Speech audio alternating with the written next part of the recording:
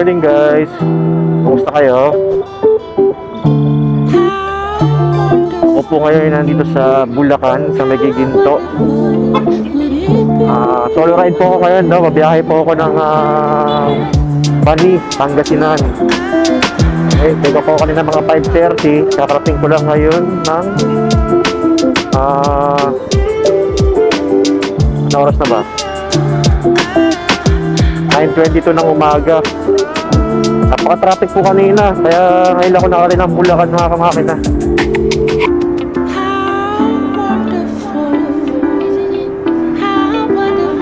So, pupunta po ako ng Pangasinan, dadalawin ko yung aking sinta.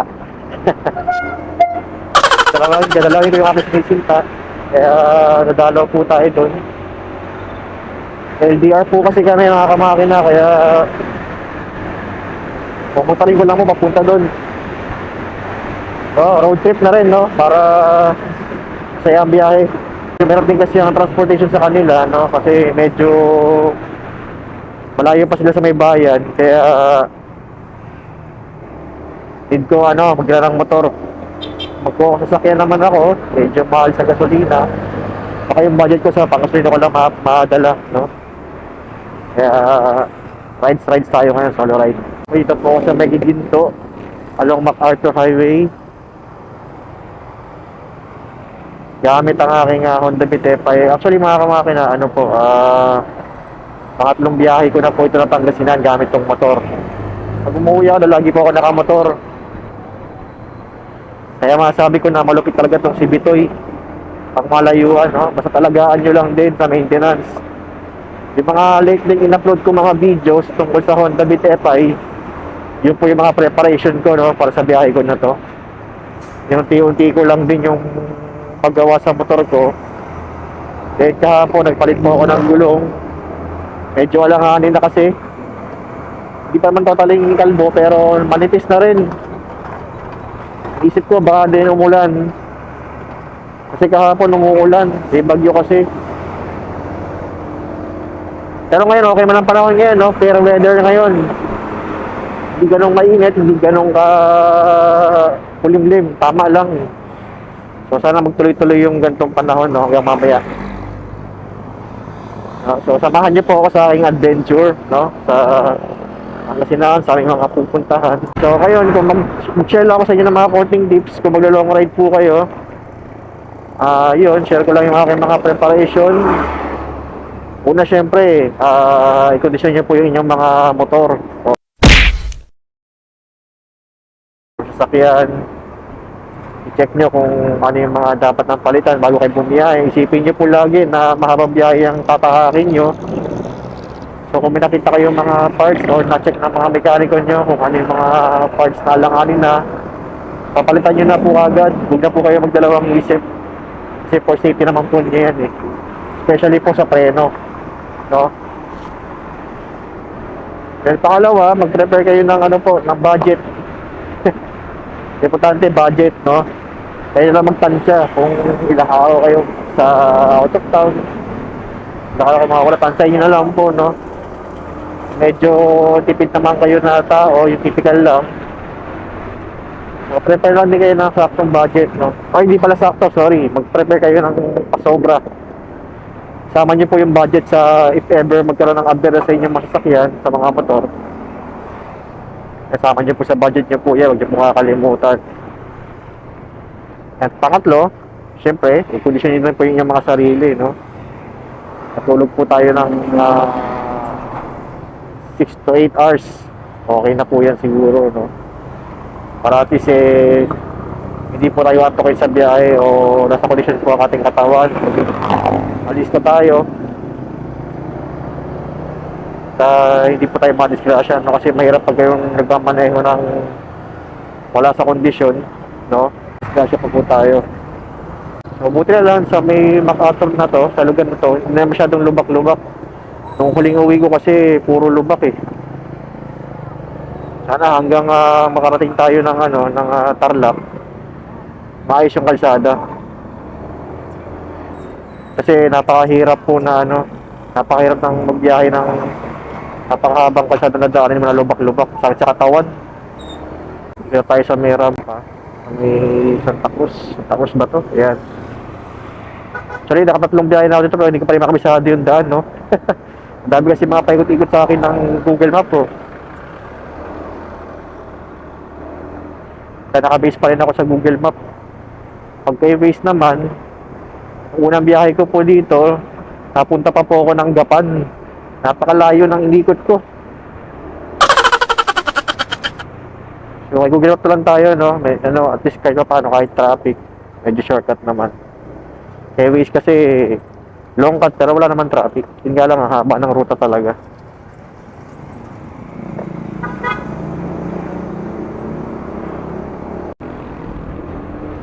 Alright mga kamakina, dito na po tayo sa Apalit, Pampanga. Okay, medyo madali tayo ng traffic kanina kasi may mga ginagawang kalsada. So 2 kilometro din yung haba na yun. Diyan lang sa may, ano, sa may Kalumpit.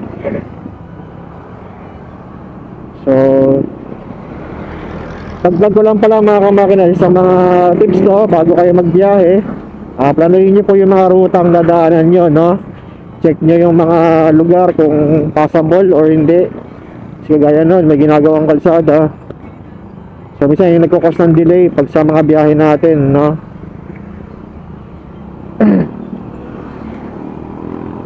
So nakaka-ano na tayo, almost magli-5 oras na tayong bumabiyahe. Sabi dito ni Google Map, 180 per kilometer pa bago tayo makarating ng Bani, no? So medyo mababang biyahe pa ito mga kamakina. Kaya rides muna tayo, no? Enjoy lang. Huwag tayo masyadong mabilis magpatakbo. Dahan-dahan lang po sa mga biyahe natin, no? At yung mga diadaanan, i-appreciate lang natin.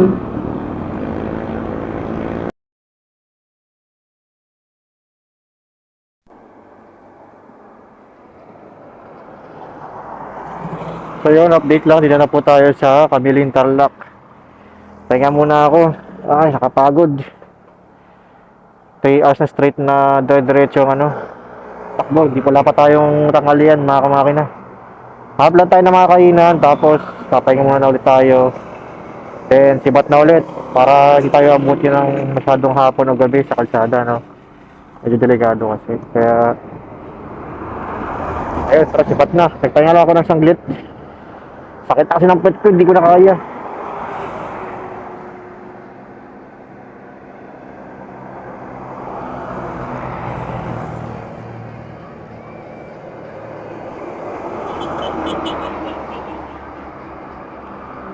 Meron pa tayo 103 kilometer. Malayo-layo pa.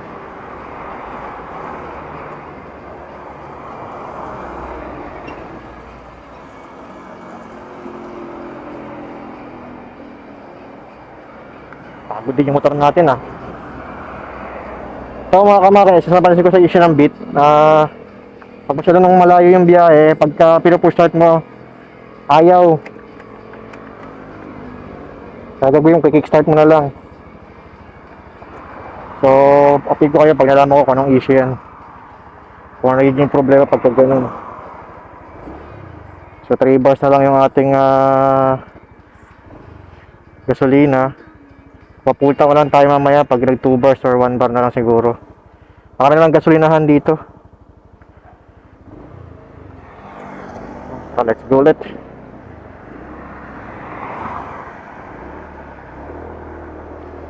Medyo mahaba itong kalsadang to mga kamakina. Romulo Boulevard. Dito ko lang kayo sa gulong. Pag-trailing yung scooter ko, no? Okay na ulit yung grip nito, no? Hindi na makaldag yung likuran ko kasi nakaraan ng medyo matalbog. Dahil manipis na kasi yung gulong, isang ganun nangyayari. So ito bago na, okay na ulit yung bounce ng likuran ko, no? Yung unang gulong ko nun, medyo makapal pa, kaya hindi ko muna pinalitan. Medyo mahal din kasi ang isang gulong ng Pirelli. At saka na siguro natin papalitan yan mga kamakina. Then yung TPS ko naman, hindi ko naman na-encounter yung umahagok, wala na. Okay, so medyo ramdaman ko parang tipid naman sa gastong takbo ng Honda Beat ko ngayon. Sobrang yung kinulap natin, pag-adjust tayo ng valve clearance. So, malakas pa, malakas umahon.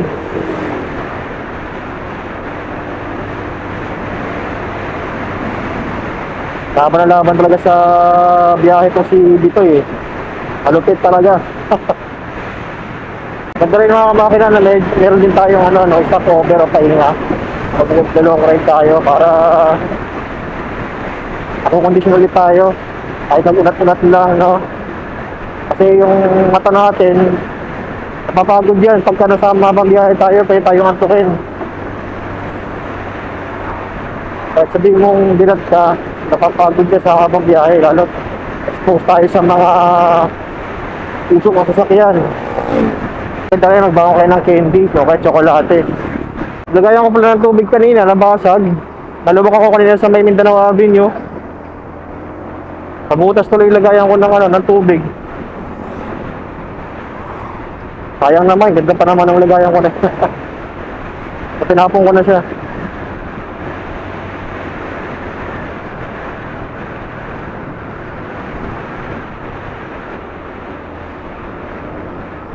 Tinitipid ko din kasi yung battery ng aking action cam. Kaya hindi ko nakukuha ng footage at ang mga yadaanan ko, no? So wala lang masyadong ganap. Kaya tuloy-tuloy lang sa biyahe.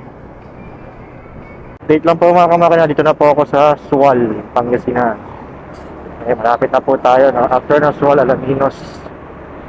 Kaya natin ng Alaminos, Bani. Bali, isang bayan na lang. Dalawang bayan na lang ang lalakbay natin, no? Nakakatinga tayo sa Bani, Pangasinan. Okay, so nakakain na rin tayo. Hindi ko na pinakita sa inyo saan ako kumain. Tabi-tabi lang ako kumain. Medyo na tayo, tipid-tipid muna. Pero okay naman yung kinain natin. Masarap naman yung mga pagkain ng mga karinderya dito. Ito yung mga gusto ko pag nagbabiyahe, yung kain sa mga karinderya. Mas masarap pa kumain sa mga ganun, totoo lang. Para pansin dito sa Pangasinan, no? Active knowledge yung mga eskwelahan. So kanina nagkakanta traffic dahil sa mga estudyante na lumalabas. Kaya, active knowledge yung mga nag-face to face na estudyante. Okay, so ngayon, 20 kilometers na lang ang ating lalakbayin. Ang time check, 3:07. Ako, nakakailang oras tayong biyahe, no? Simula 5:30. 10 oras na. Napakalayo. Pero pagka sasakyan kasi, pag dumadaan sa expressway, kayang kuha ng 6 hours eh. So, yun. Medyo malayo kasi talaga mga kamakina. Next time, try naman natin. Biyahe tayo ng diet, sa probinsya naman ng papa ko naman. Kaya natin mag-solo ride ulit. O kung may gustong sumama, pwede namang sumama. No? Solo ride ulit tayo. Nakakit lang sa may bandang sigsag. Ay, napakalapit talaga ni Bitoy. Mas magpapahingayin lang talaga.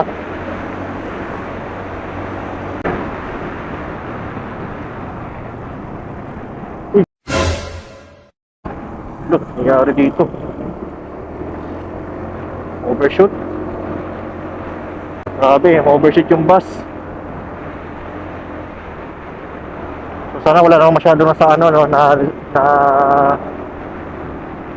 naman masyadong disgrasya, no? Okay naman, nawala lahat ng mga sakay ng bus na yun. Grabe. Overshoot, siguro yun. Hindi nakakalkula yung pagkakabil kasi medyo turok dun eh. Medyo turok yung kurbada.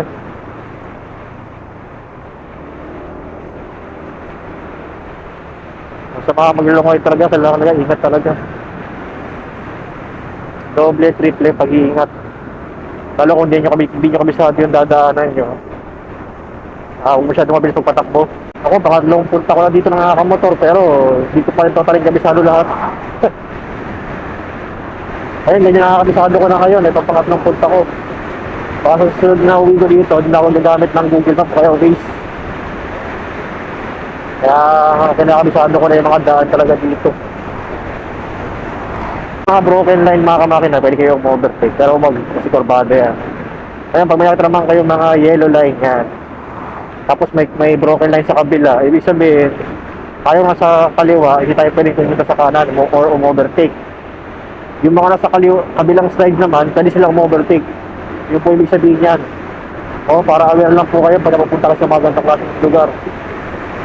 Kanya, pagka nakita nyo na yung broken line na yan, pwede tayo mag-overtake dyan. Kasi kung nyo naman yung kalsada, hindi na siya masyadong turok. Hindi na siya yung matulis yung kurbada. No? Panahon nyo na yung kasalubong. Kaya pinapayagan mag-overtake. Nakita naman kayo ng mga white solid line yan. Yung white solid line na yan. Yan. Huwag yung na overtakean yan. Ayun, mali po yan. Kamote. Ayun. Diba? Wala pang helmet. So, ganyan talaga sa mga probinsya. Pero dapat kada sa probinsya kayo, mag-helmet pa rin. Kung nakita niyo po yun, na solid line, white line, pero observing siya. So, kalin po yun, no? Kung mag-observing po kung ano po kayo, kung gusto nyo ng proper way, antayin nyo muna mag-broken light, saka kayo tumawid, umikot na lang kayo. Delikado po kasi yung ganon. Tama-tama lang talaga yung panahon, no? Hindi masyadong maulan, hindi masyadong mainit, tama-tama lang talaga. Okay na okay.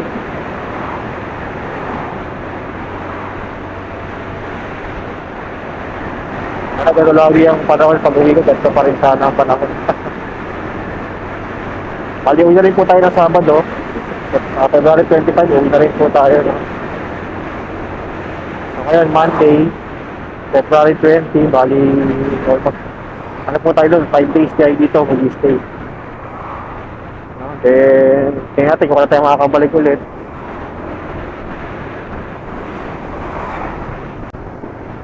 Ayan po, yan, solid the yellow lane. Bawal mag-overtake kasi kurbada.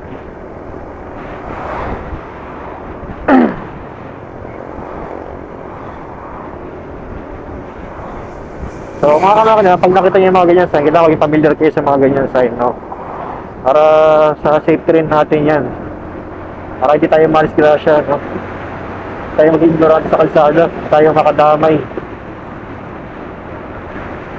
So, sana lahat ang mga driver na riders dito sa Pilipinas familiar sa mga ganyang sign.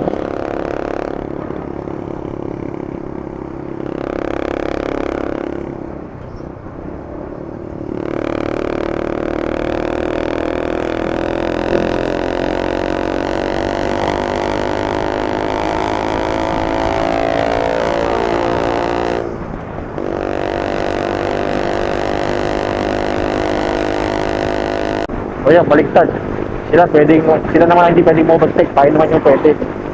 No?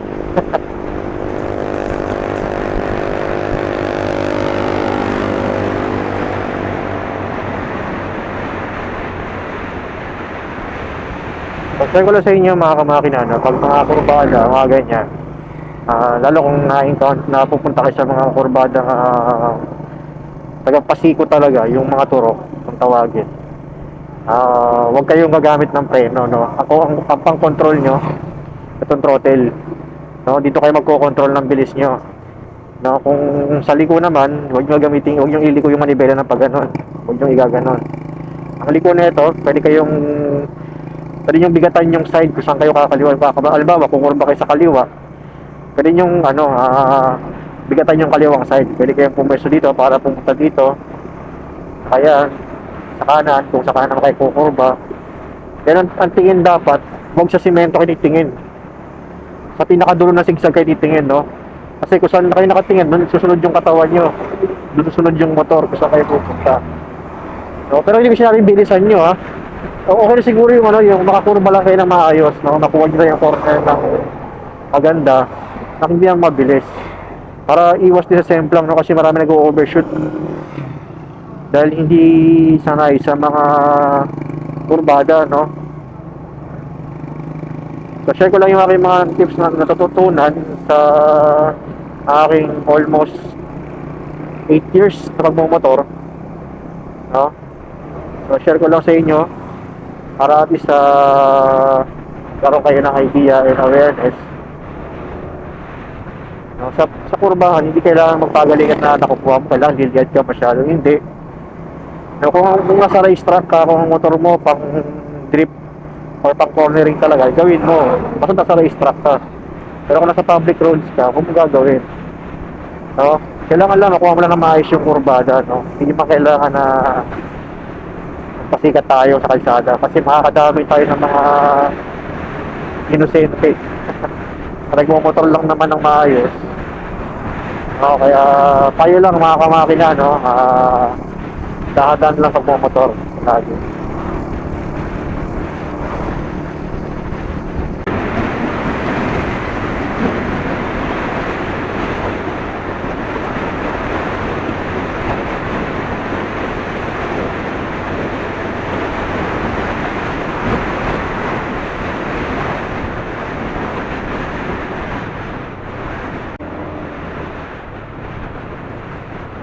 Yan po, alaminis na po tayo. Picture lang.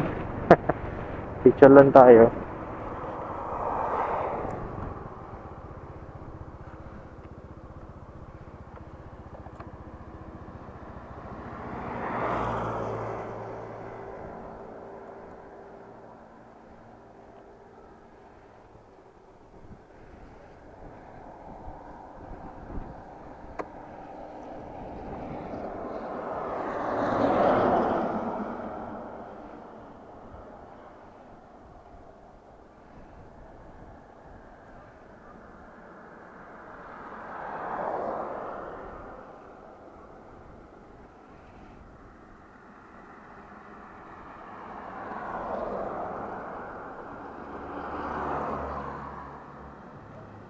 Yan, picture lang.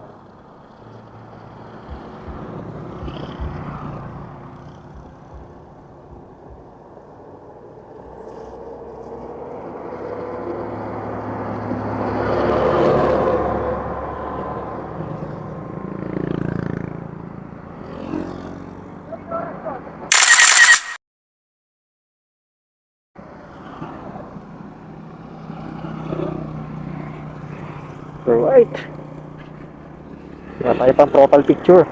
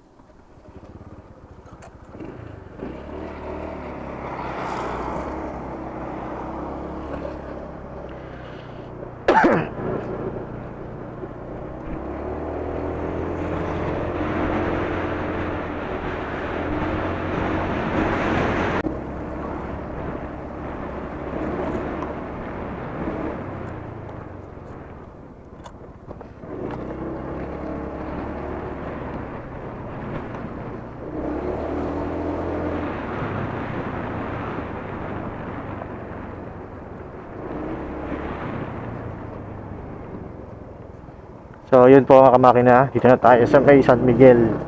Parang San Miguel Bani.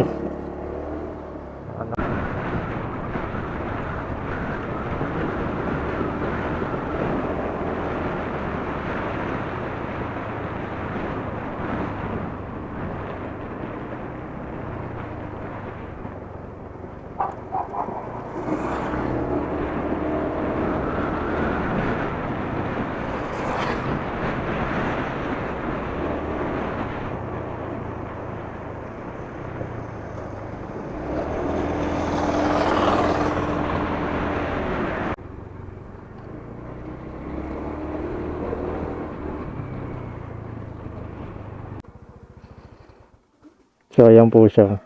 Papakit siya.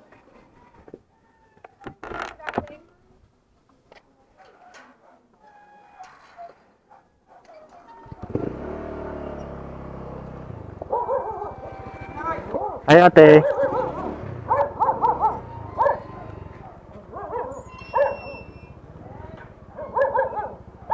Wala. Ito.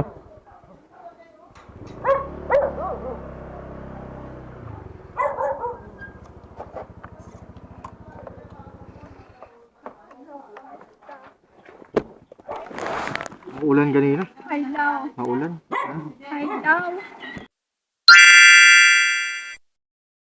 Ayan, nandiyan pala. Si Maria, hindi yan si Ann. Magagalit sa'yo yan. Kasi yan, wala.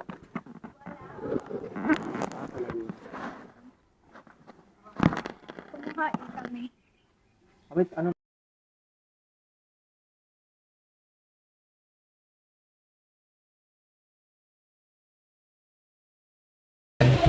Yan po yung view. Nakain kami at tanghalian.